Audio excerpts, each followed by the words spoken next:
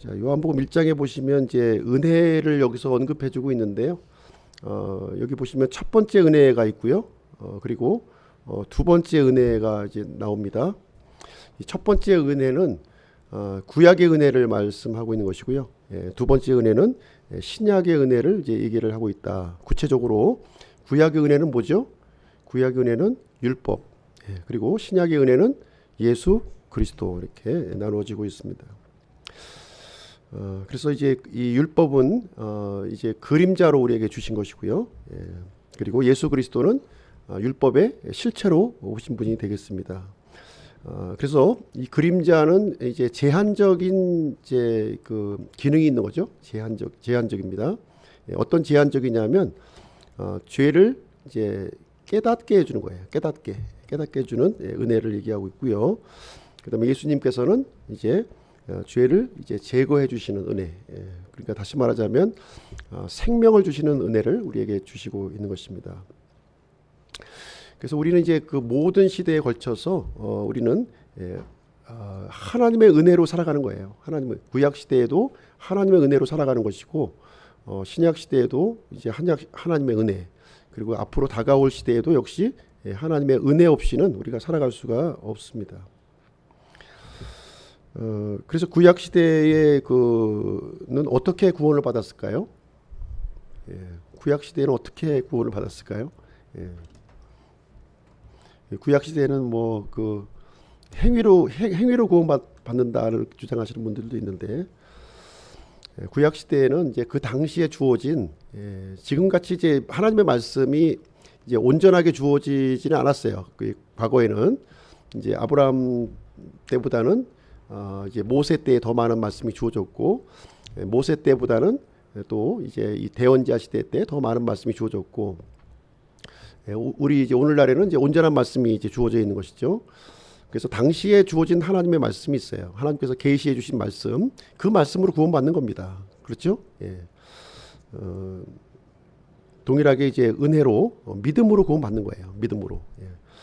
그 신약 시대에 와서는 이제 우리의 이제 그 구체적으로 실체이신 믿음의 실체이신 예수 그리스도를 믿음으로 우리가 구원을 받게 되는 것이다. 이렇게 보시면 되겠습니다. 그래서 행위로 구원받는 거는 얘기한 적이 없어요. 성경에. 행위로 구원받지 못합니다.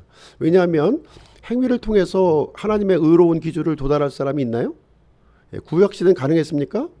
앞으로 미래 시대 가능합니까? 어느 시대에든 하나님의 이 사람의 행위로 하나님의 그 기준에 도달할 사람은 아무도 없어요. 오직 하나님의 은혜로 우리가 도달할 수가 있는 것이고요.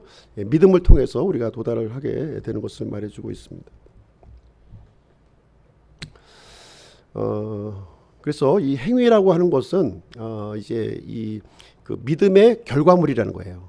이 믿음의 결과물로 나오는 것이지 절대로 이 행위가 믿음보다는 우선할 수는 없다는 거죠. 우선할 수는 없다는 것을 우리가 좀 이해했으면 좋겠습니다.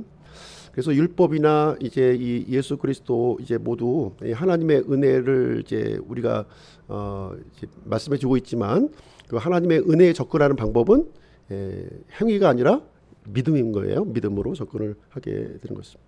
이것이 이제 그 보면은 성경 전반에 걸친 진리예요. 전반에 걸친 진리를 우리에게 알려주고 있는 내용이 되겠습니다.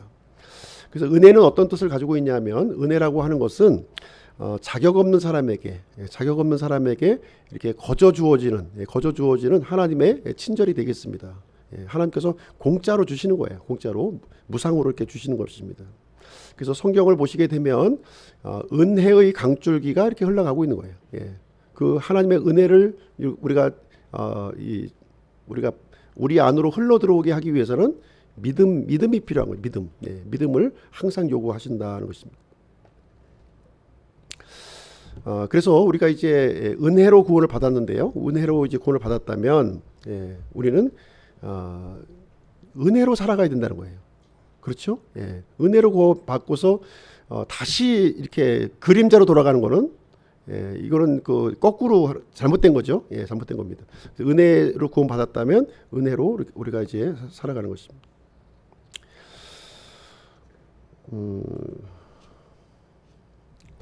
이 갈라디아서를 오늘 중심으로 같이 살펴볼 겁니다. 오늘 이제 갈라디아서에 나타나 있는 이 그 신약 생활의 원리를 이제 함께 살펴보도록 하겠습니다. 이 갈라디아서는 이제 어떤 내용을 경고하고 있냐면 이제 율법과 은혜를 이렇게 혼합하는 신앙, 이것을 경고하고 있는 거예요. 예, 율법과 은혜를 혼합하는 신앙, 이것을 갈라디아서는 이제 분명하게 경고를 하고 있습니다. 이 영적으로 보시면 율법이면 율법이고 은혜면 은혜지, 이렇게 이 중간지대는 없다는 거예요. 중간지대. 예, 보통 이제 우리가 뭐 회색지대 이렇게 언급을 하고 있는데요. 회색은 검은색이에요. 절대 흰색이 아닙니다. 흰색이 아니에요. 예, 회색은 검은색 쪽에 들어가는 것이지 결코 흰색이 아니다는 것을 우리가 알 필요가 있습니다. 그래서 율법과 이 은혜를 혼합하는 것은 잘못된 것이다, 이렇게 성경은 우리에게 가르쳐주고 있는 것이죠. 그래서 우리는 둘 중에 하나를 선택해야 돼요. 율법을 선택할 것이냐, 아니면 이렇게 은혜를 선택할 것이냐, 이렇게 그것을 결정을 해야 됩니다. 자, 첫 번째로 율법과 은혜는 전혀 다른 영역이라는 거죠. 전혀 다른 영역이다라는 것을 우리에게 말해주고 있습니다. 그래서 믿음은 은혜의 영역을 대표하고 있고요, 행위는 율법의 영역을 대표하고 있는 것이 되겠습니다. 그래서 우리가 예수 그리스도를 통해서 이제 은혜의 영역 안으로 들어온 거예요. 은혜의 영역 안으로 이렇게 들어오게 되었습니다.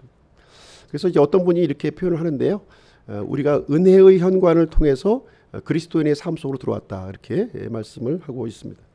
에베소서 2장 8절 9절 말씀 보겠습니다. 에베소서 2장 8절 9절 같이 한번 읽어보실게요. 시작.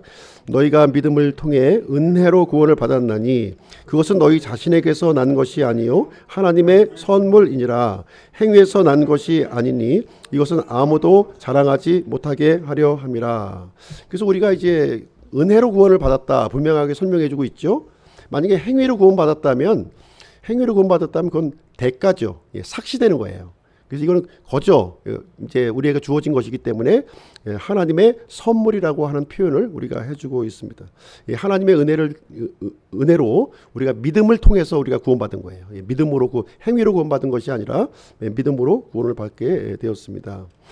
그래서 우리가 이제 율법과 종교는 특징이 있는데 그것은 무엇이냐면 행위를 요구한다는 거예요. 율법이냐 은혜를 우리가 구분할 때 행위를 요구하고 있으면 그것은 종교고, 우리가 은혜를 요구하고 있으면 그것은 믿음이다, 이렇게 이해를 하시면 되겠습니다. 만약에 이제 이 구원이 행위에 속한 것이라면 예수님이 오실 필요가 있어요, 없어요? 없죠. 우리가 행위로 하면 되는 건데 왜 예수님 오십니까? 행위로 불가능하기 때문에 예수님이 우리에게 오신 이유가 되겠습니다. 그래서 은혜와 율법은 이렇게 서로 이렇게 좀 어떻게 절충점을 찾을 수 있는 부분이 아니라 정반대의 사실을 우리가 이제 가르쳐주고 있다는 것을 얘기해주고 있습니다. 그래서 이제 내가 만약에 은혜 안으로 들어왔다면, 믿음을 통해서 은혜 안으로 들어와 있다면 내 힘으로 무엇인가 이렇게 하려고 하는 것들은 치워버려야 된다는 거예요. 이제 내 힘으로 하려고 하는 건 치워버려야 돼. 내 힘으로 하는 건 율법이었잖아요. 그러니까 내 힘으로 하는 것은 치워버려. 내가 믿음을 통해서 은혜 안으로 들어와 있다면 이제 내 힘으로 뭔가 하려고 하는 것은 치워버리라. 이제 이 얘기를 해주고 있는 내용이 되겠습니다. 구원에 필요한 모든 것은 누가 해주셨어요? 예수님이 다 이제 완벽하게 해주신 겁니다. 하나의 부족함도 없이 우리에게 다 해주셨어요. 그럼 이제부터 내가 구원을 받았다면 어떻게 해야 되느냐? 내가 하는 것이 아니라 어떻게 하는 거예요? 예수님께서 나를 통해서 하시도록 하면 되는 거예요. 내가 통로가 되어드리면 되는 거죠. 통로가. 그 얘기를 해주는 거예요. 그게 굉장히 중요한 차이가 있는 거예요. 내가 의지적으로 무엇을 하느냐 하고 예수님께 나를 통로로 내어드리느냐 하는 것은 별개의 문제라는, 전혀 다른 영역이다. 지금 이제 얘기를 이제 여기 책에서는 알려주고 있는 내용이 되겠습니다. 그래서 이제 믿음 생활이라고 하는 것은 이제 삶의 주체가 바뀌어지는 것이다. 율법은 내가 주체가 되는 거예요. 내가 주체가 돼서 뭔가 하려고 막 하는 겁니다. 근데 은혜는 내가 주체가 되는 것이 아니라 누가 주체예요? 예수 그리스도가 주체가 되신다는 거예요. 이것이 중요한 이 차이점을 우리에게 말씀해 주고 있습니다. 그래서 이 명백하게 이제 우리에게 이제 가르쳐 주고 있는데 로마서가 이제 이 내용을 정확하게 알려주고 있는데요. 로마서 6장 14절 같이 한번 읽어보겠습니다. 6장 14절 시작. 너희가 율법 아래에 있지 아니하고 은혜 아래에 있으므로 죄가 너희를 지배하지 못하리라. 그래서 이제 은혜 아래에 있다면 죄가 지배하지 못하는 거예요, 우리를요. 예. 만약에 율법 아래에 있다면 우리는 죄의 속박 아래에 있는 것이죠. 예, 우리가 율법에서 은혜로 넘어왔다면 이제는 더 이상 죄가 우리를 속박하지 못한다. 이 얘기를 해주고 있는 내용이 되겠습니다. 그래서 우리가 은혜 안에 들어온 사람들은요, 이제 더 이상 율법 아래에서 살 수는 없다는 거예요. 이제는요.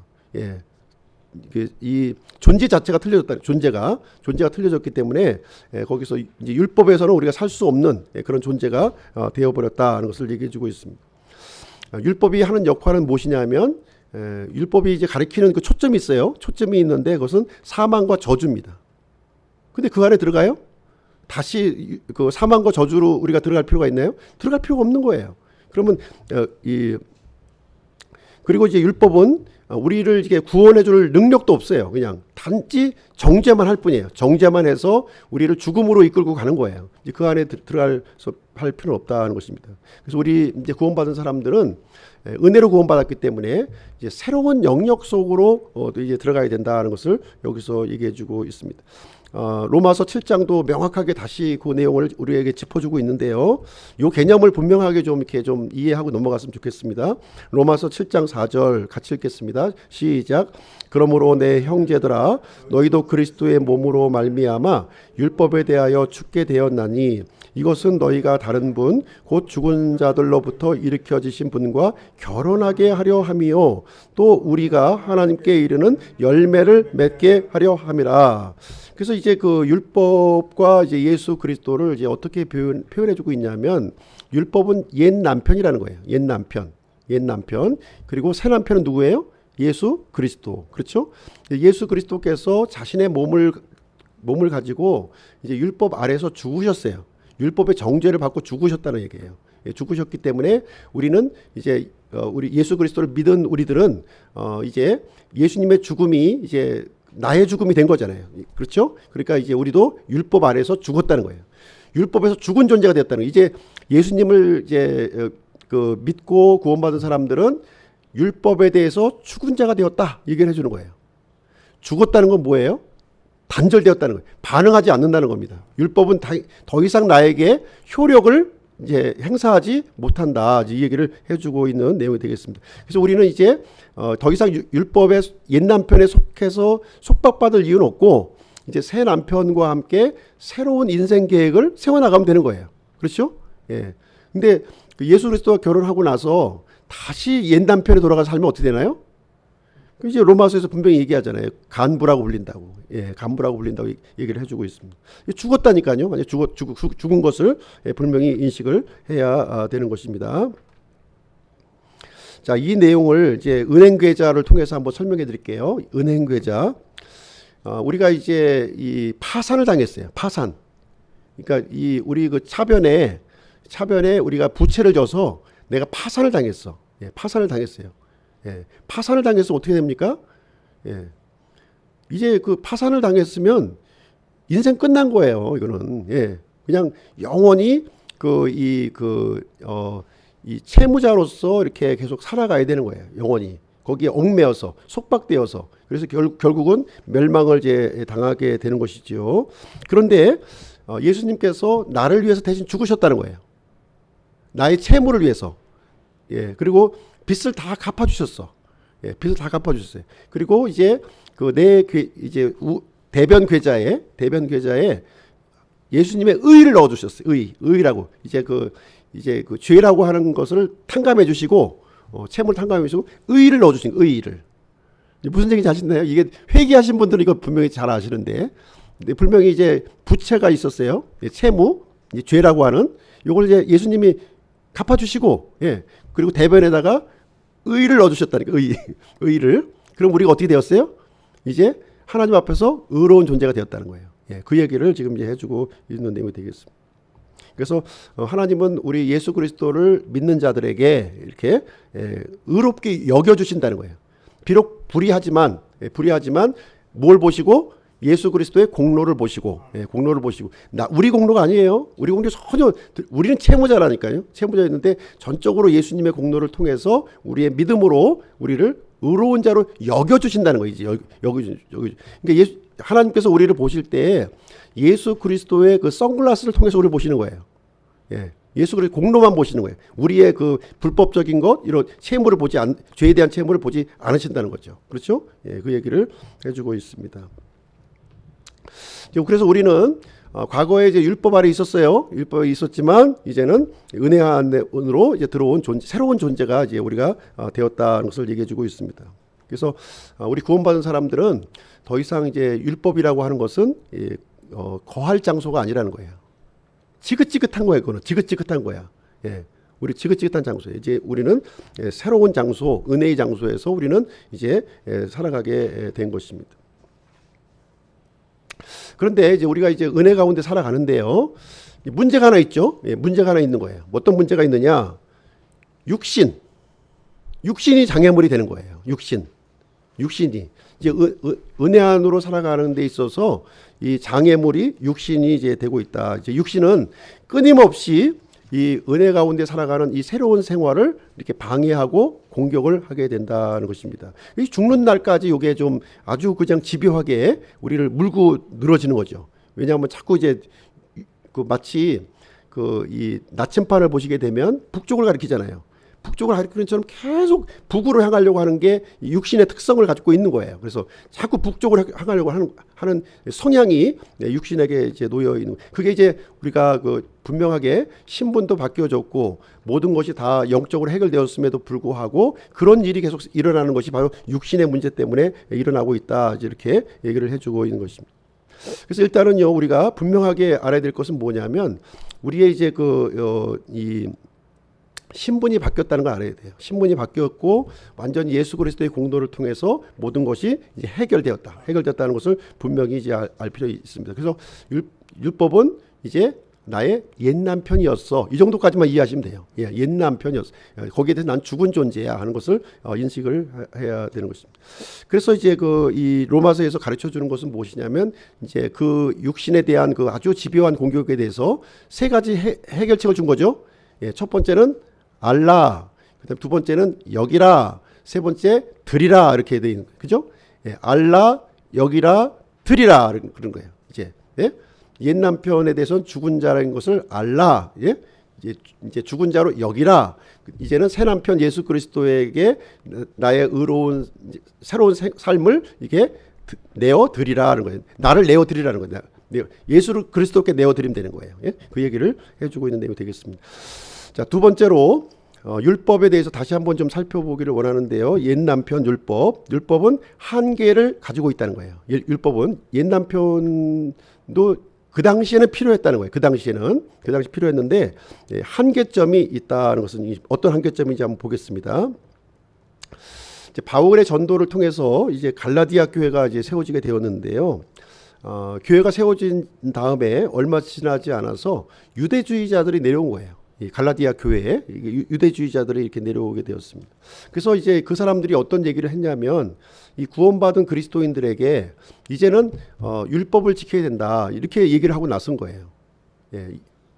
예수님을 이제 은혜로 믿음으로 우리가 구원을 받았는데 이제 그 하나님의 백성이 되었으니까 이제 율법을 지켜야 된다는 거예요. 율법을 그렇게 이제 그 유대주의자들이 와서 이제 가르침을 이제 진행하게 되었습니다. 왜냐하면 이 율법을 어떻게 이제 이제 설명을 해주었냐면 하나님의 백성이라면 율법을 지켜야 되는 것이다 이렇게 얘기를 한 거예요. 그러니까 그 얘기가 또 한편으로는 그럴 듯하게 이제 들려왔던 것이죠. 그래서 이제 사도 바울이 이 부분을 명확하게 갈라디아서를 통해서 이제 정리를 해주고 있는데요. 어떻게 정리를 해주고 있냐면 유대주의자들이 이제 와서 우리가 은혜로 구원받은 우리에게 율법을 지켜야 된다, 할례를 지켜야 된다, 하나님의 법도를 지켜야 된다 이렇게 얘기하는 사람들은 저주받은 사람들이라는 거예요. 다른 복음이에요. 다른 복음. 그건 다른 복음이고 저주받은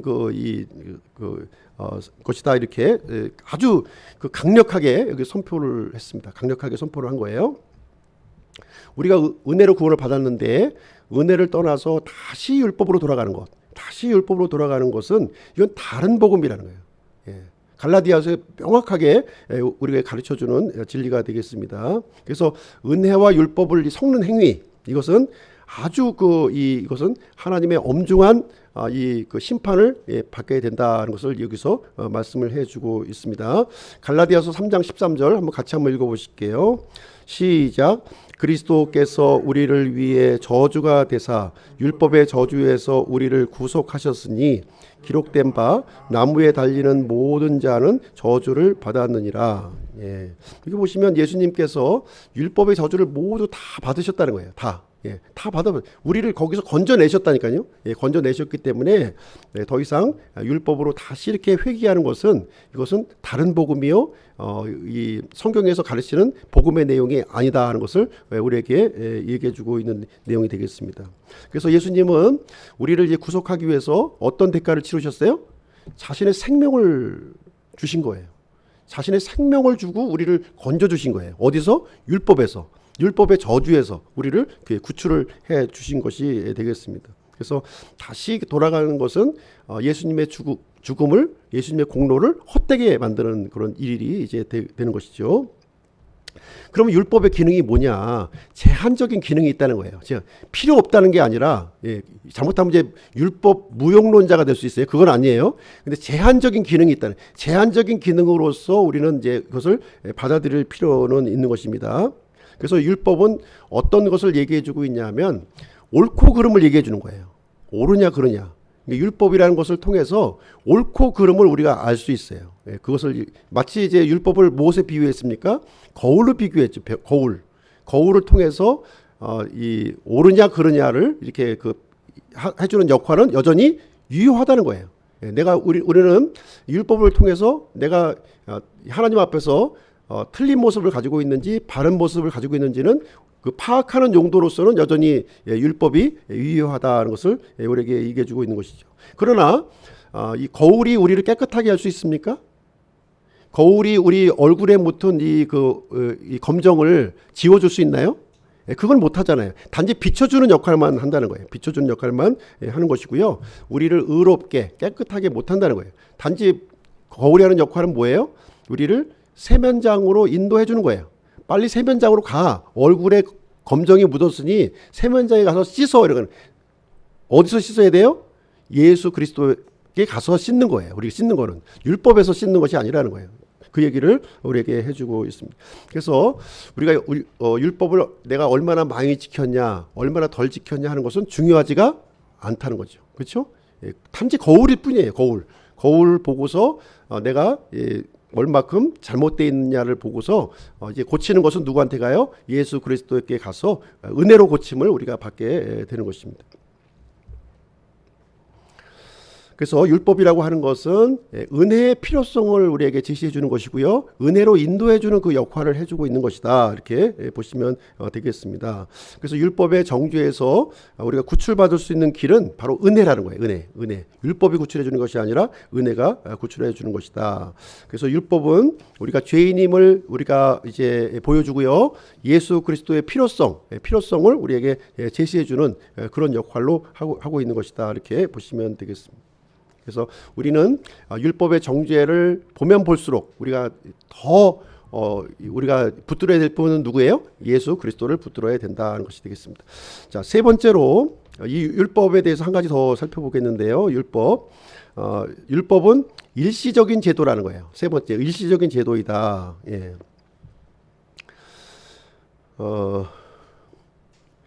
구약 시대에 예수님이 오시기 전까지는 율법도 은혜였다고 말씀드렸어요. 그렇죠? 예수님 오시기 전까지는 율법도 어느 정도 은혜의 기능을 한 거예요. 은혜의 기능을 해서 이 제한적인 역할을 했던 것이죠. 짐승의 피를 통해서 하나님께서 짐승의 피를 통해서 우리의 죄를 용서해 주시고 일시적으로 덮어주는 역할, 완전히 없애지는 못했지만 일시적으로 덮어주는 그런 역할을 했다는 거예요. 그 역할이었고요. 그러나 예수님이 오신 이후에는 그 역할도 이제 필요가 없어졌다는 것을 얘기해 주고 있습니다. 그래서 율법은요, 기한이 있다는 거예요. 기한. 분명히 기한을 우리에게 명시해 주고 있습니다. 갈라디아서 보겠습니다. 3장 19절 23절 한번 볼게요. 갈라디아서 3장 19절 23절 같이 한번 읽어보시겠습니다. 시작. 그러면 율법은 무엇을 위한 것이냐? 그것은 약속을 받은 그 씨가 오실 때까지 범법들로 인해 더해진 것이요 한 중재자의 손에서 천사들에 의해 정해진 것이라. 그러나 믿음이 오기 전에는 우리가 율법 아래 붙잡혀서 나중에 계시될 믿음에 이르기까지 갇혀 있었느니라. 분명히 명시하고 있죠. 여기 이제 그 씨가 오실 때까지 그 제한적인 역할을 이렇게 해왔다는 거예요. 그렇죠? 그 해왔고요. 갈라디아서 4장 1절부터 5절도 같이 한번 보겠습니다. 같이 읽으실게요. 시작. 이제 내가 말하노니 상속자가 모든 것의 주인이나 아이일 때에는 전혀 종과 다르지 아니하고 아버지가 정한 때까지 가정교사들과 감독하는 자들 밑에 있느니라. 이와 같이 우리도 아이였을 때에는 세상의 초등원리 밑에서 속박당하였느니라. 그러나 충만한 때가 이르매 하나님께서 자신의 아들을 보내사 여자에게서 나게 하시고 율법 아래에 있게 하셨나니 이것은 율법 아래에 있는 자들을 구속하시고 또 우리가 아들로 입양되게 하려 하심이라. 여기서 이제 어떻게 설명을 해주고 있냐면 이제 우리가 이제 상속자라는 거예요. 우리 구원받은 사람들이. 근데 상속자가 어렸을 때에는 이제 이 로마 시대 당시에 보게 되면 그 노예들이 이렇게 그 가정교사 역할을 한 거예요. 가정교사 역할을 해서 이렇게 가르쳐주고 이렇게 훈육시켜주는 그런 역할을 한 겁니다. 그것이 바로 율법이 했었던 일이라는 거예요. 비록 상속자일지라도 이렇게 어렸을 때는 이렇게 이 종에 의해서 노예에 의해서 이렇게 지배를 받는 그런 일이 이제 그 기간이 있을 수 있다는 거죠. 그 기간이 있을 수 있지만 이제 장성하면 이제 더 이상 그 노예의 도움이 필요가 없는 거죠. 내 신분이 이제 상속자이기 때문에 내가 자력으로 이제 모든 일을 이제 진행할 수 있게 되었다는 것을 얘기해 주고. 그래서 이제 예수 그리스도의 그 오심을 기점으로 해서 이제 율법의 어떤 이 제한적인 역할은 이제 끝이 났고, 그다음에 새로운 이제 예수 그리스도께서 우리를 이제 이끌어 가시는 그런 내용이 이제 되겠습니다. 그래서 이제 율법은 이제 어떤 기능, 오늘날 이제 율법은 어떤 기능이냐? 거울의 기능으로만 보시면 돼요. 거울의 기능으로 이제 보셔서 내가 이제 이 하나님의 말씀에 어긋나 있느냐, 바로 세워져 있느냐, 그 용도로만 우리가 판단을 하시면 된다는 것을 얘기를 해주고 있습니다. 그래서 예수님이 오시기 전에는 이제 율법이 필요했어요. 필요해서 그 당시에 하나님의 해결책을 우리가 받아야만 했었고요. 예수님이 오신 이후에는 율법이 필요 없이 오직 예수님의 은혜로 우리가 모든 것을 해결을 받을 수 있게 되었다는 것을 우리에게 말씀을 해주고 있습니다. 그래서 생명에 관련된 것은 이제 예수님과 관련이 있는 거예요. 예수님. 죽음은 무엇과 관련이 있어요? 율법과 관련이 있는 거예요. 죽음은 율법이고 예수님은 생명과 관련이 있다.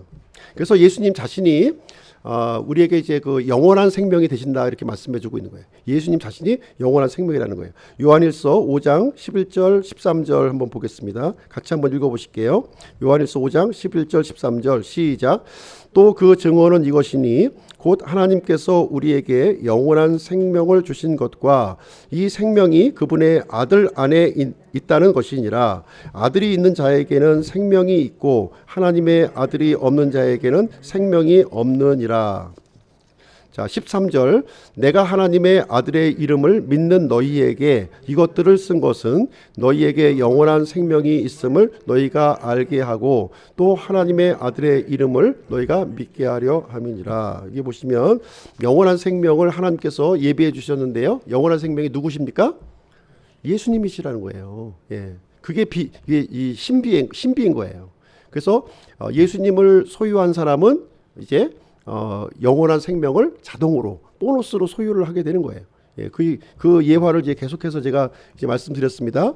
영원한 생명은 눈에 보이지 않잖아요, 그죠? 영원해서 보이지 않지만 이 영원한 생명을 하나님께서는 예수 그리스도, 이 성경이 예수 그리스도예요. 예수 그리스도 안에 감춰 놓으신 거예요. 그러면 영원한 생명 얻으려면 어떻게 하면 돼요?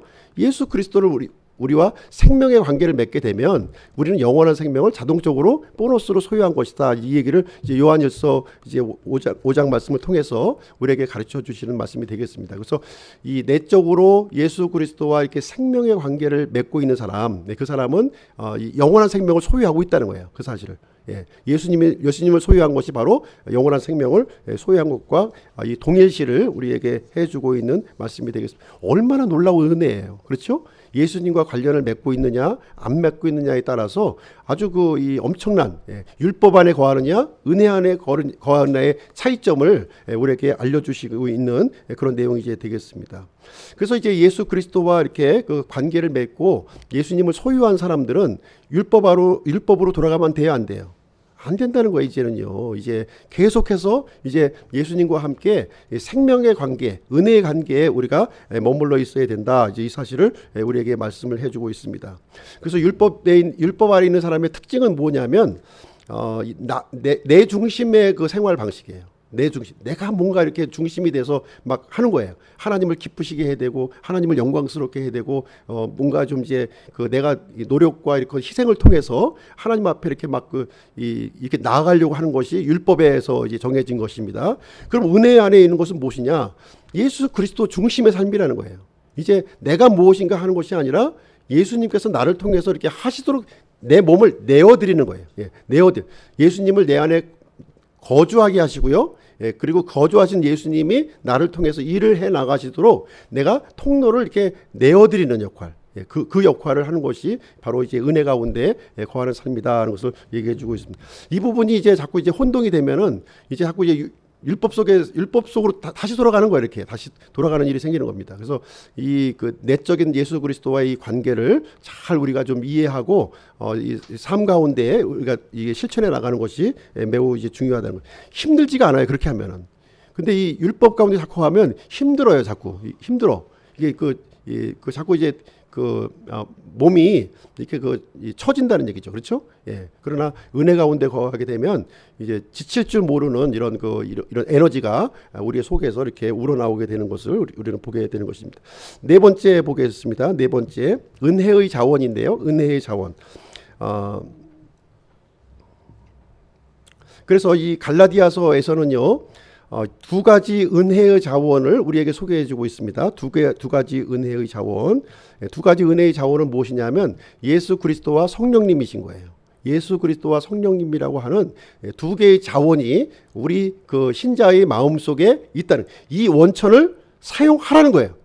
이걸 사용하지 않고 자꾸 이거는 이제 숨겨놓고 내가 무엇인가 했을 때는 고갈이 된다는 거예요. 그러나 이 원천을 자꾸 이제 내가 알고 이 원천을 사용을 하게 되면 이 무한한 원천이 나를 통해서 이렇게 이제 발산이 된다는 거죠. 이렇게요. 발산이 된다는 것을 보이고. 그러니까 우리가 이제 믿음 생활을 이제 내 힘으로 막 하는 사람들을 보면 거기까지예요. 그 수준까지만 이렇게 어느 정도 성장을 합니다. 이렇게 그 수준까지. 그러나 그 기준을 뛰어넘지는 못하는 거예요. 점핑하지 못하는 거예요. 그 이유는 무엇이냐면 이 원천을 사용하지 못하기 때문에 내 안에 들어와 있는 이 엄청난 자원을 인식하지도 못하고 있고 사용하지도 못하고 있기 때문에 그런 이 어떤 한계점에 머물러 있는 것인데요. 이 원천을 사용한다면 이제 이 뛰어넘는 그 일이 생겨나고요. 또 하나님의 아주 더 큰 내가 알 수 없는 그 은혜를 이제 이게 또 부어지는 그 경험을 우리가 하게 된다는 것입니다. 첫 번째는 그리스도의 내주하심이라는 거예요. 그리스도의 내주하심. 갈라디아서 2장 20절인데요. 갈라디아서 2장 20절 같이 한번 읽어보겠습니다. 시작. 내가 그리스도와 함께 십자가에 못 박혀 있으나 그럼에도 불구하고 사노라. 그러나 내가 아니요 그리스도께서 내 안에 사시느니라. 나는 지금 내가 육체 안에서 사는 삶을 나를 사랑하사 나를 위해 자신을 주신 하나님의 아들의 믿음으로 사노라. 갈라디아서 2장 20절 굉장히 유명한 말씀이죠. 그렇죠? 그래서 이제 우리가 믿음 생활을 할 때 죽음을 경험하지 않은 사람이 있어요. 죽음을 경험해야 되거든요. 죽음을 경험해야 돼요. 예수님도 죽음 이후에 부활이 있었잖아요. 우리도 마찬가지예요. 예수님을 믿는 우리도 예수님과 함께 이 죽음을 경험해야 돼요. 죽음을 경험하지 않으니까 이제 이게 자존심도 상하고 내가 용납할 수 없는, 내가 어느 부분까지는 참고 이렇게 살아가는데 그 이상을 넘어가면은 참지를 못하는 거예요. 내가 죽지 않았으니까. 여전히 내가 살아있으니까 그 현상이 일어나는 거지. 죽어야 돼요, 죽어야 돼. 죽는 일이 있어야 돼요. 내가 이 죽는 경험을 안 하면 예수님의 그리스도의 내조하심 안 이루어진다니까요. 안 이루어져요. 여전히 내가 살아있는데 안 된다는 거예요. 죽어야 돼. 그리스도와 함께 내가 죽었다고 하는 사실. 진짜 죽었고, 그러면 자존심도 없는 거고요. 아무런 모멸감도 없는 거예요. 그냥, 예. 죽는 경험이 이제 우리가 필요. 그래야만 예수님이 비로소 내 안에 사시게 되는 일이 생겨난다는 것을 얘기해 주고 있습니다. 예수님은 지금 어디 계십니까? 예, 내 안에 계시죠. 예. 근데 하늘 보좌 우편에 계신 거예요. 그리고 내 안에도 계신 거예요. 왜 그렇습니까? 부활하셨기 때문에. 예수님 부활하셨잖아요. 부활하셨기 때문에 하늘 보좌에도 계시고 내 안에도 동시에 계실 수가 있는 거예요. 동시에. 그 하늘에 계셨다가 땅에 계셨다가 왔다 갔다 하는 게 아니라 동시에 계셔. 동시에. 네, 동시에. 미국에 있는, 우리나라에 있는 우리 아니나 그 이 미국에 있는 그 이 신자 아니나 같이 일단 같은 시간대에 같이 내주하신다는 일이 생기는, 부활하셨기 때문에, 부활체로 계셨기 때문에 그것이 가능하게 되는 것입니다. 그래서 예수님은, 부활하신 예수님은 약속하셨어요. 마태복음 28장에서 세상 끝날까지 우리와 항상 함께 계시겠다. 그게 그 얘기가 무슨 얘기냐면 부활하셨기 때문에 가능한 거예요. 언제 어디서나 같이 이렇게 있을 수 있는 분이 되어 주셨다는 것을 얘기해 주고 있습니다. 그래서 예수님이 이제 내가 예수님과 함께 죽었고 예수님과 함께 살았다면 이제 율법과는 작별이에요, 작별. 작별. 무언가 내가 지켜서 할례를 하고 뭐 안식일을 지켜서 하나님을 기쁘게 하는 거는 끝났다는 거예요. 그거로는 끝났어. 예수님 안에 거하면 되는 거예요. 예수님 안에. 예수님과 함께 생명의 관계를 이제 갖게 되면 율법은 자동적으로 지켜지는 거예요. 자동적으로 지켜지게 되는 것입니다. 그래서 우리 안에 이 예수님이 우리 안에 내주하신다는 것은 우리 안에 특별한 일이 일어난 거예요. 특별한 일. 어떻게 이런 일이 가능하겠어요? 그렇죠? 예수님을 믿는 우리들에게 가능한 일입니다. 이 특별한 이 경험을 이제 하게 되었고요. 전혀 다른 존재가 되었다는 거예요. 이 세상 사람들, 불신자들하고는 전혀 다른 우리 존재가 이 그 독특한 존재가 되었음을 성경은 우리에게 말씀을 해주고 있습니다. 그래서 우리 안에 있는 예수님은 이 초자연적인 자원을 주시는 분이라는 거예요. 우리에게. 하늘에도 계시고 내 마음속에, 사람 마음속에도 계시는 분이라면 그 능력이 얼마나 그 엄청나겠어요. 그 엄청난 그 이 자원의 원천이 우리 속에, 우리 신자의 마음 속에 있다는 것을 성경은 우리에게 가르쳐 주고 있습니다. 그래서 이 초자연적인 그 그리스도의 생명이 우리 안에 들어와 있기 때문에 우리의 그 삶의 동기라든가 삶의 목적이라든가 삶의 의미라는 것이 바뀌어지는 거죠. 바뀌어지는 거예요, 이제는요. 과거에 내가 가졌던 어떤 그 세상의 가치는 이제 그 이 사도 바울의 그 표현으로 얘기하면은 그 뭐라고 그랬습니까? 배설물로 취급하는 거예요. 사도 바울이 그 어떤 사람이었어요? 가말리엘 문화의 그 아주 율법에 뛰어난 학자였고 사내들인 그 공회의 혜성같이 떠오르는 그 차세대 지도자였잖아요. 유대교 지도자. 근데 자신이 이루었던 과거의 모든 일을 뭐로 취급했어요? 배설물로 취급했더래요. 배설물. 왜냐하면 예수 그리스도의 새로운 목적과 동기와 이 삶의 가치 의미를 이제 생겨났기 때문에 그런 표현을 하게 되는 것입니다. 그래서 이제 주인이 바뀐 거예요. 주인이 바뀌었기 때문에 이제 예수님이 주체가 되어서 그분이 원하시는 것을 통해서 내가 하실 수 있도록 나를 내어드리는 거예요. 내어드리는. 그러면 이 세상 사람들이 볼 때는 손해 보는 것 같고, 그렇죠? 손해 보는 것 같고 뭔가 미친 짓 하는 것 같지만 안 그렇다니까요. 이게요. 결과를 보시면 엄청난 결과를 바꿔주신다고, 이 체인지업 시켜준다니까요. 이게요. 그렇게 보일지 모르지만 우리가 오전에 이제 요셉의 생애도 우리가 보지만 참 세상 사람들이 볼 때는 이 요셉은 참 너 이제 인생 끝났구나. 이제 우리하고 아디오 끝이야. 이렇게 했지만 하나님께서 요셉의 생애를 어떻게 이끌어 가십니까? 종살이 감옥살이 진짜 인생 최하위 밑바닥에 내려가지만 단 한순간에 그 이집트 총리로 올라가는 놀라운 일을 이루어지잖아요. 하나님께서 하시는 일이 이와 같다는 거예요. 비록 세상 사람들이 볼 때는 뭔가 좀 뭔가 좀 그 인생 망가진 것 같고 뭐 잘못 사는 것 같고 이렇게 보이지만 그 예수 그리스도의 이 자원을 내가 갖고 살아가는 사람은 그 삶의 결과가 완전히 그 비교할 수 없을 정도로 이게 엄청난 차이를 보이게 된다는 것을 말씀해 주고 있습니다. 그래서 이것이 이제 이 내 안에 내주하시는 예수님에 대해서 내어드림이에요. 내가 내어드릴 때 이게 일어난다는 거예요. 내어드리는 게 얼마나 힘든지 아십니까? 힘들어요. 어떻게 내어줘요? 이 손해인데 내어주는 게 시원하잖아요. 내가 붙드는 걸 어떻게 내줘? 근데 내어주는 것을 이제 자꾸 조금씩 연습을 하면은 이제 이것이 엄청난 거로 돌아온다 하는 것을 우리는 이제 경험적으로 이제 알게 되는 것입니다. 고린도후서 5장 14절 15절 한번 보실게요. 고린도후서 5장 14절 15절 같이 읽겠습니다. 시작. 이는 그리스도의 사랑이 우리를 강권하시기 때문이라. 우리가 이같이 판단하노니 곧 한 사람이 모든 사람을 위하여 죽었으면 모든 사람이 죽었느니라.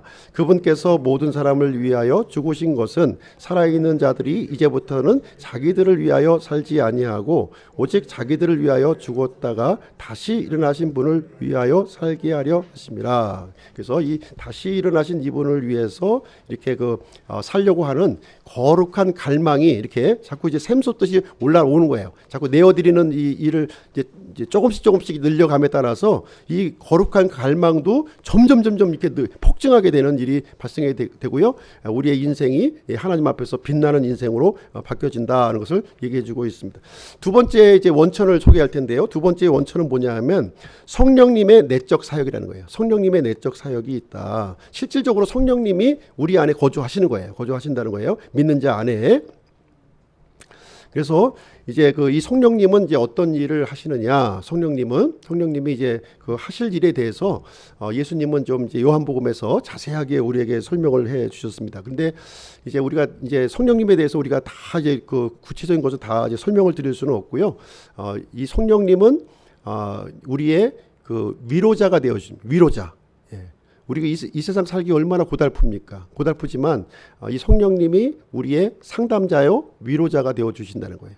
그리고 이 성령님은 진리의 영이세요. 진리의 영이시기 때문에 우리를 진리 가운데로 이끌어 가신다는 거예요. 그래서 우리를 이제 이 짧은 이 인생의 여정을 살아감에 있어서 이 성령님은 우리의 아주 소중한 이 안내자가 되시는 거예요. 안내자가 되어 주셔서 우리가 힘들 때 위로해 주시고 힘들 때 격려해 주시고 또 이렇게 또 하나님의 말씀을 이렇게 조명해 주시고 깨닫게 해 주시고 의의 길로 이렇게 인도하시는 그 소중한 일을 우리가 이제 감당한다는, 이분을 이렇게 감춰놓고 무슨 일을 할 수 있겠습니까? 할 수가 없는 거예요. 이 성령님을 통해서 우리가 하나님의 일, 믿음의 일을 우리가 효과적으로 우리가 이제 할 수 있음을 우리에게 알려주고 있습니다. 그래서 이 성령님은요, 이제 우리가 율법에서 벗어나게 해주시고요, 은혜 안에서 계속해서 이렇게 풍성한 삶을 살 수 있도록 해주시는 분이 바로 성령님이시다는 것을 얘기를 해주고 있습니다. 그래서 갈라디아서 4장 6절 7절 한번 읽어보도록 하겠습니다. 갈라디아서 4장 6절 7절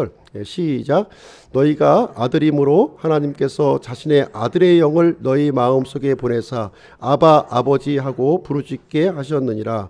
그러므로 내가 더 이상 종이 아니요 아들이니 아들이면 그리스도를 통한 하나님의 상속자니라. 그래서 이 성령님께서 바로 우리의 신분을 알려주고 있다는 거예요. 우리 신분, 우리를 하나님을 아버지로 이렇게 부르게 하시고 또 우리는 아버지 하나님의 그 상속자가 되게 이제 하시는 분이 바로 이제 성령님이 이제 되시는 것입니다. 자, 율법과 은혜의 차이점에 대해서 잠깐 설명드릴게요. 율법과 은혜의 차이점. 이 율법이라고 하는 것은 나에게 호소하는 거예요. 나에게 호소하는 것이고요.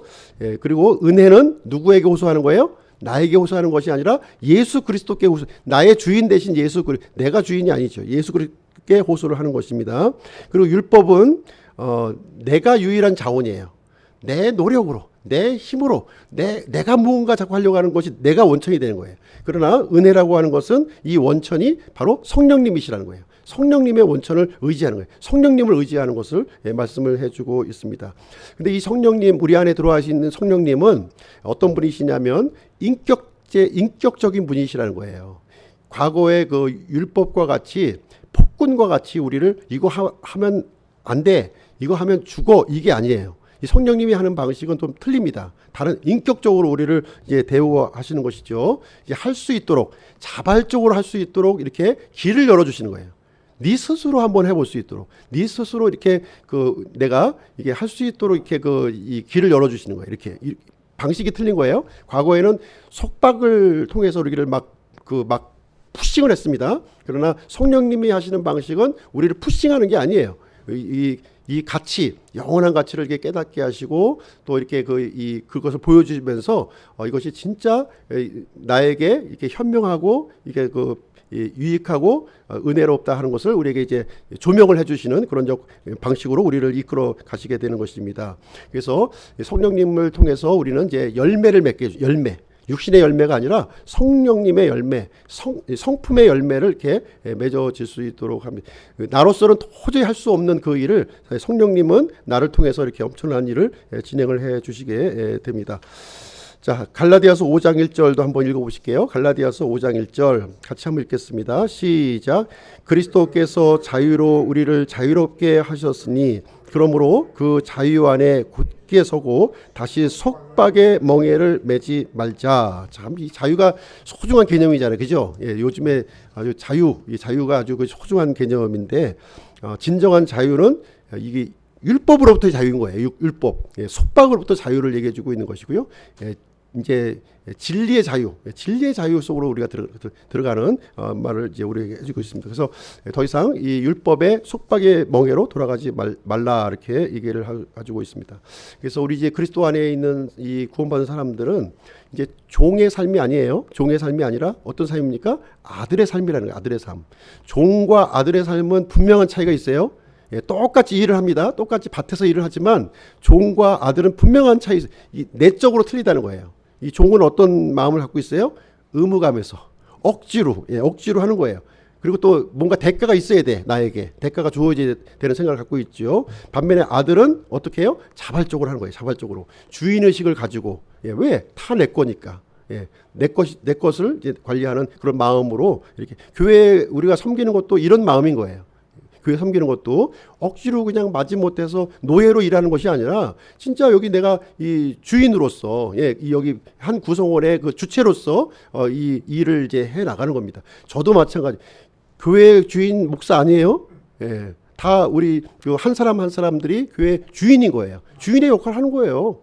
내가 내일 하는 거예요. 감당하는 겁니다. 그래서 그것을 어떻게 해요? 기쁨으로, 자원하는 마음으로, 성령님의 주시는 그 자원하는 마음으로 우리가 그것을 감당을 해나가고 주인 대신 예수 그리스도께 나를 내어 드리는 거예요. 통도로 내어 드리는 역할을 하는 것입니다. 그래서 그것을 성령님은 강압적으로 하지 아니하시고요. 우리가 할 수 있을 만큼, 네가 할 수 있을 만큼 해봐. 이렇게 하는 거예요. 그렇죠? 네가 할 수 있을 만큼만 이렇게 너무 부담 갖지 않는 범위 내에서 그 일을 조금씩 이렇게 할 수 있도록 우리를 독려하시는 분이 바로 성령님이시다. 이렇게 우리에게 말씀해 주고 있습니다. 그래서 그리스도인의 자유라고 하는 것은 이제 구원받았으니까 이제 내 마음대로 살아야 되겠다. 이 자유가 아닌 거예요. 이 자유가 아니라 이제 상속자로서의 자유를 얘기하는 겁니다. 이 특권으로서의 자유를 우리에게 설명해 주고 있는 내용이 되겠습니다. 자, 다섯 번째 내용 한번 보실게요. 다섯 번째. 그러면 은혜에서 떨어지는 것은 무엇인가 하는 거예요. 은혜에서 떨어지는 것은 은혜에서 떨어진다고 하는 말이 있잖아요. 그죠? 성경에 보시면 그 말은 무엇이냐? 갈라디아서 5장 4절 한번 보겠습니다. 너희 중에 누구든지 율법으로 의롭게 된 자에게는 그리스도께서 아무 효력이 없으며 너희는 은혜에서 떨어져 나갔느니라. 자, 율법으로 내가 이제 무엇인가 하려고 하는 것, 내가 주체가 되어서 뭔가 하려고 하는 것, 바로 이것이 은혜에서 떨어져 나간 것이다. 이렇게 설명을 해주고 있습니다. 율법으로 돌아가는 것이 은혜에서 떨어졌다 하는 것을 우리에게 설명해 주고 있습니다. 이미 우리가 주인이 바뀌었고요. 성령님이 우리 안에 들어오셨다면 이 놀라운 원천을 사용을 해야 되는 것인데 이걸 사장시켜 놓고 다시 이제 이렇게 율법으로 돌아가서 내가 주체가 되어서 무언가 하려고 하는 것은 이것은 은혜에서 떨어져 나간 것이다. 이렇게 갈라디아서는 우리에게 말씀을 해주고 있습니다. 그래서 이 그 율법과 은혜는 이렇게 그 상반된 생활 원리라는 거예요. 예, 상반된 생활. 우리는 이제 이 그 은혜의 생활 원리 속에 들어가는 거예요. 예, 신약 생활의 원리라고 하는 것이 은혜의 이런 생활 원리 속으로 들어가는 것을 얘기해주고 있다는 것입니다. 그러면 그래서 이제 그 나를 의존하는 것을 이제 이렇게 좀 자꾸 이제 버릴 필요가 있는 거예요. 나를 의존하지 말고 그리스도를 의존하는 쪽으로 삶의 방향을 이제 바꿔 주시기 바랍니다. 나를 의존해서 이렇게 믿음 생활을 하는 사람들을 보면은 쉽게 돌아가요. 쉽게 돌아갑니다. 예, 그냥 이렇게 술 취함으로 돌아가고요. 육체의 모든 속한 것, 과거의 모습으로 이렇게 그 쉽게 돌아가는 모습을 볼 수가 있어요. 왜 그러냐면은 내가 주체가 되었기 때문에. 예, 내가 주체가 되었기 때문에 바로 돌아가는 거예요. 이렇게 쉽게. 그러나 우리가 이제 은혜 안에 들어오게 되면 이제 더 이상 돌아갈 필요가 없는 거죠. 예, 그 돌아갈 가치를 못 느끼고 있기 때문에 그런 일이 이제 발생하지 않게 되는 것입니다. 자, 그래서 결론을 좀 드리도록 할게요. 결론을 드리도록 하겠습니다.